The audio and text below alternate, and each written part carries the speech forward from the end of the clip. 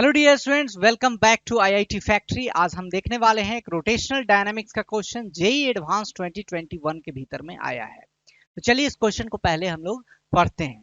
Question में बच्चे कह रहा है कि एक पार्टिकल है मास जिसका 0.2 kg है, इनिशियली एट रेस्ट पर है in the XY plane at a point x बराबर -l एंड y बराबर -h। l की वैल्यू 10 दे रखी है, h की वैल्यू 1 दे रखी है। ठीक है। The particle is accelerated at time t is equal to 0 with constant acceleration a is equal to 10 meter per second square along the positive x direction. ठीक है। Its angular momentum and torque with respect to the origin in SI units are represented by L vector and tau vector respectively. I cap, j cap, k cap are the unit vectors along the positive x-axis, y-axis and z directions respectively. And k cap जो दिया हुआ है सो आई cross जे होता है, ये आपको सभी को पता है ये। Then which of the following statement is और आर करेक्ट। देखो ऐसे कोई भी क्वेश्चन है, सबसे पहले डायग्राम को नीट एंड क्लीन ड्रॉ करे, उस पर इंफॉर्मेशन लिखे और फिर देखे कि ऑप्शंस में आपको क्या क्या पूछा जा रहा है। ठीक है, तो डायग्राम को हम लोग पहले बच्चे यहाँ पे ड्रॉ करते हैं। तो आप जैसे देखिए एक्स एक्सिस क्या होता है सर, ये वाला होता है। वाई एक्सिस क्या होता है सर, कुछ नहीं, ये वाला होता है ना। और ये जो पॉइंट्स दे रखे हैं -l, -h कहां पर आएगा। अब चूंकि l की वैल्यू 10 है, l की वैल्यू 10 है, h की वैल्यू 1 है, तो दोनों पॉजिटिव क्वांटिटी है, तो माइनस माइनस लगाएंगे तो ये थर्ड क्वाड्रेंट में पहुंच जाएगा। लेट अस सपोज यहाँ पे पॉइंट है -l, -h। सबको समझ में आना चाहिए। ठीक है। अब कह रहा है कि कांस्टेंट एक्सेलरेशन 10 मीटर पर सेकंड स्क्वायर से ये पॉइंट पे एक्सेलरेशन इस पे लगने लगा है 10 मीटर पर सेकंड स्क्वायर का। इसका एक्सेलरेशन क्या है, 10 मीटर पर सेकंड स्क्वायर का है। ठीक है। तो आपको बताना है भाई कि particle arrives at the point x बराबर l, y बराबर -h at t is equal to 2 second. क्या ये सही है? क्या x बराबर l, y बराबर -h, पॉइंट कहां पहुंचेगा, यहां पहुंच जाएगा सर पॉइंट x बराबर l, y बराबर -h। तो क्या यहां से यहां तक पहुंचने में जो समय लग रहा है क्या वो 2 सेकेंड है? इसको हम लोग निकाल सकते हैं क्या? तो बिल्कुल निकाल सकते हैं। पहले आप देख लीजिए कि इनिशियल वेलोसिटी इसका क्या है। तो इनिशियली क्या है, रेस्ट पे। क्वेश्चन में कह रहा है इनिशियली क्या है बच्चे, ये रेस्ट पे है। तो इनिशियली रेस्ट मतलब u बराबर 0 है। कांस्टेंट एक्सेलरेशन है मतलब आप तीनों फॉर्मूला यूज कर सकते हैं, v equal to u plus at, v square equal to u square plus 2s, s equal to ut plus half at square. Equation of motion जो है उसको आप कांस्टेंट एक्सेलरेशन में ही तो यूज करते हैं। ये बात आप काइनेमेटिक्स में पढ़े हैं, वही चीज तो यहाँ पे पूछ रहा है, कुछ भी नहीं है इसमें। अब आपको पूछता है कि यहां से यहां तक जो डिस्टेंस जो है आपका, सो अगर 2l होगा, यहां से -l to l जाएंगे तो डिस्टेंस ट्रेवल कितना हो जाएगा, 2l हो जाएगा। और l की वैल्यू कितनी दे रखी है, 10 है।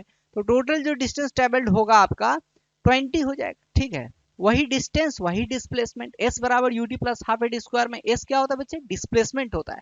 अब चूंकि एक ही डायरेक्शन में फ्लो हो रहा है, एक ही डायरेक्शन में मूवमेंट हो रहा है, एक्सेलरेशन पॉजिटिव एक्स के डायरेक्शन में है, तो पॉजिटिव एक्स के डायरेक्शन में ही इसका इनिशियल वेलोसिटी 0 होने के बाद क्या होगा, धीरे धीरे वेलोसिटी जो होगा सो ग्रेजुअली इंक्रीज करेगा और आगे बढ़ेगा। डिस्प्लेसमेंट जितना होगा उतना ही अपना आपका डिस्टेंस ट्रेवल्ड भी हो जाएगा। तो टाइम हम कैसे निकाल सकते हैं, तो सिंपली आप फॉर्मूला लगाइए, s is equal to ut plus half at square, s is equal to ut plus half at square. Okay, initial velocity क्या है, 0 है।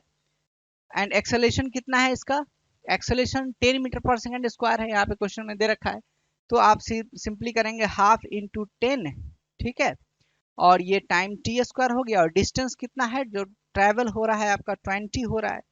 तो मतलब 10 से ये 2 बार में कट जाएगा, 2 दूनी 4, मतलब टी की वैल्यू जो हो जाएगी सो 2 सेकेंड हो जाएगी। ठीक है, इसका मतलब क्या हुआ कि जो पहला जो स्टेटमेंट जो दे रखा है कि the particle arrives at the point x equal to l, y equal to -h at the time t equal to 2 second, ये क्या है हमारा करेक्ट ऑप्शन हो जाएगा। ठीक है, समझ में आना चाहिए। अगर ये चीज नहीं समझ में आ रहा है इसका मतलब काइनेमेटिक्स आपका वीक है। काइनेमेटिक्स को पहले ढंग से आप करेंगे तब इस क्वेश्चन को बनाएंगे तो और अच्छे से समझ में आएगा। होप सो इस क्वेश्चन में था कुछ नहीं, आपका पहला वाला ऑप्शन आराम से निकल रहा है, कोई दिक्कत नहीं हो रही है। ठीक है, चलिए दूसरा वाला ऑप्शन देखते हैं। दूसरा ऑप्शन कह रहा है टॉर्क निकालो। भाई टॉर्क क्या होता है? टॉर्क क्या होता है सर? टॉर्क तो होता है सर आर क्रॉस एफ होता है, आर क्रॉस एफ होता है।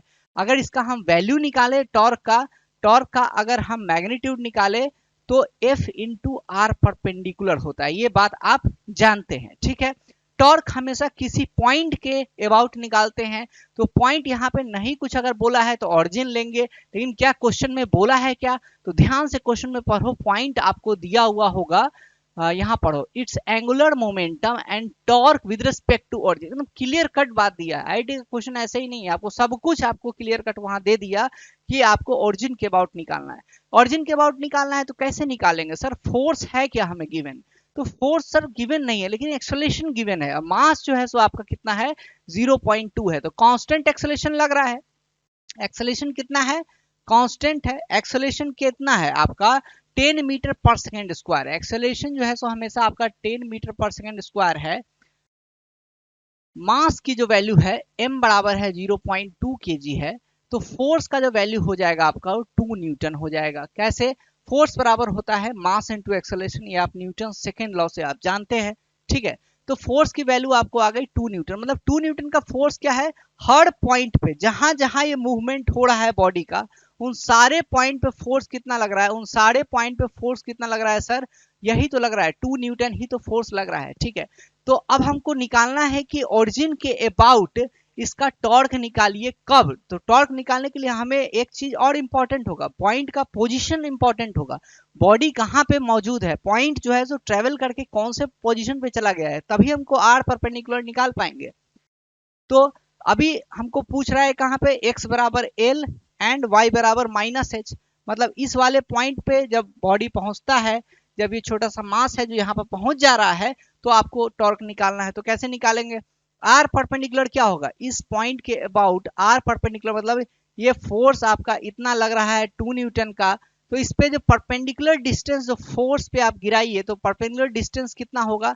ये तो वैल्यू h के बराबर ही होगा, मॉड ऑफ h। h की वैल्यू कितनी है? 1 है। इसका मतलब टॉर्क जो आ जाएगा सो कितना हो जाएगा? F इंटू आर परपेंडिकुलर, मतलब 2 न्यूटन इंटू आर परपेंडिकुलर 1 हो गया। मतलब आंसर क्या हो जाएगा आपका? 2 न्यूटन मीटर हो जाएगा, ठीक है। अब डायरेक्शन कैसे देखेंगे? तो आर क्रॉस एफ भी देख सकते हो, चाहे इस फोर्स को इस पॉइंट को घुमा के देखो तो आपको बाहर की तरफ थंब निकल रहा है, मतलब के कैप की डायरेक्शन में होगा। अदरवाइज इसका डायरेक्शन देखना है तो आर वेक्टर ये है हमारा, एफ वेक्टर हमारा ये है, तो आर क्रॉस एफ करेंगे। आर क्रॉस एफ, तो ये जो डायरेक्शन निकल रहा है थंब का, जो थंब का जो डायरेक्शन होगा, so that will point towards the outward normal, यहाँ पे बाहर की तरफ निकल रहा है, तो ये के कैप के डायरेक्शन में होगा। इसका मतलब क्या हो गया? इसका मतलब हो गया टॉर्क जो हो जाएगा सो 2 न्यूटन मीटर होगा इन द डायरेक्शन ऑफ के कैप, ठीक है। तो ये वाला ऑप्शन भी आपका करेक्ट ऑप्शन है, ठीक है। अब तीसरा ऑप्शन देखो, तीसरा ऑप्शन कह रहा है कि एल बराबर 4k है। एल क्या है भाई? एंगुलर मोमेंटम है। तो एंगुलर मोमेंटम क्या होता है सर? एंगुलर मोमेंटम क्या होता है? जो एंगुलर मोमेंटम जो होता है L vector is nothing but R cross P होता है, ठीक है। जिसका अगर मैग्नीट्यूड में अगर बात करेंगे तो एल का जो मैग्नीट्यूड जो होगा, एल का जो मैग्नीट्यूड होता है M V into R perpendicular होता है, M V into R perpendicular हो जाता है। मतलब मोमेंटम निकाल लो और आर परपेंडिकुलर निकाल लो, दोनों को मल्टीप्लाई करो तो आपको एंगुलर मोमेंटम उस पॉइंट के अबाउट निकल जाएगा। ये बेसिक बातें हैं जो कि आपको रोटेशनल डायनेमिक्स में सिखाया जाता है। अगर आप ये सब चीज नहीं पढ़े तो आपको कोर्स ज्वाइन करना चाहिए। हमारा 2024 का जो कोर्स है वो 15 मई से शुरू हो रहा है। जेई 2024 के लिए एडवांस के लिए हम लोग मेनली उसमें प्रिपेयर करेंगे, और 250 बच्चे का ही सीट है।